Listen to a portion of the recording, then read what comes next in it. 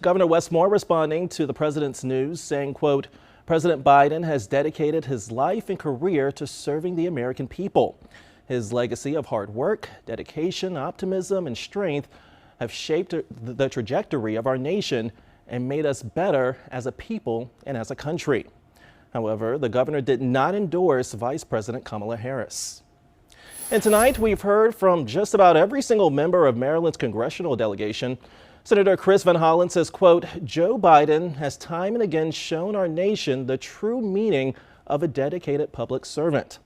Outgoing Congressman Dutch Ruppersberger says, quote, in courageously deciding not to seek re-election, President Biden is putting his country's needs before his own interests and ambitions. And tonight, we're also hearing from Republican Congressman Andy Harris, who did not say anything about President Biden, but did have this to say about Vice President Harris. Reminder, Kamala Harris is the failed border czar of this administration. We are witnessing an invasion at the southern border because of her failed leadership. And Maryland's congressional delegation has been telling us their thoughts and feelings on the president dropping out of the race throughout the evening. Congressman Kweisi Mfume praised President Biden's time and accomplishments in office. He also spoke with 11 News about what needs to happen moving forward. At the end of the day, if the Democratic Party is to save itself from itself, it's got to do what most people believe is the right thing. Thank the president for all he has done, number one, and promise to follow through on much that he has yet to do. And then the second thing is to look at the vice president as the logical nominee to whom he has endorsed. And both of Maryland's candidates for United States Senate say that they respect the president's decision. Tonight, Democratic candidate Angela Alsobrooks says that she is grateful to the president in a statement and went the extra step of endorsing Vice President Kamala Harris, saying, quote, Kamala Harris is that leader. She will provide a clear and stark contrast to the regressive vision Donald Trump has for this country. She will make this race about the future and the kind of country our children deserve to inherit.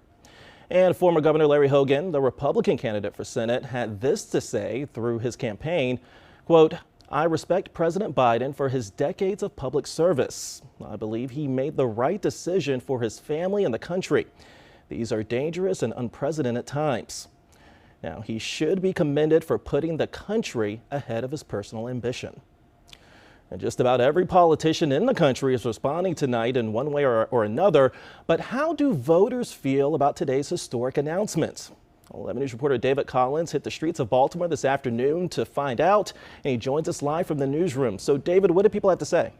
Public reaction is swift and strong. Those we talked with have a variety of emotions. They include surprise, relief, joy, and excitement over Biden's endorsement of his vice president.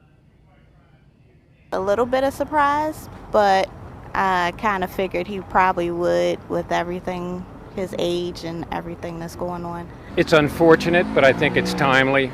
I think it's a good thing. I would hate to see Biden bashed for the next 4.5 years for misspeaking or anything else.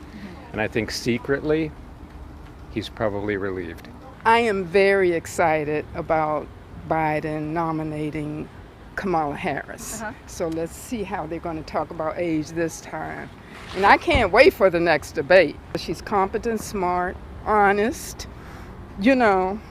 so I am excited. I really am. She's new to the big, but everybody, I think they will come around and support her because the people that are voting for Biden, I think they'll just go over and vote for her because he's endorsed her. Moving forward, people tell us they're really looking forward to the candidates talking about the issues, resetting the conversation.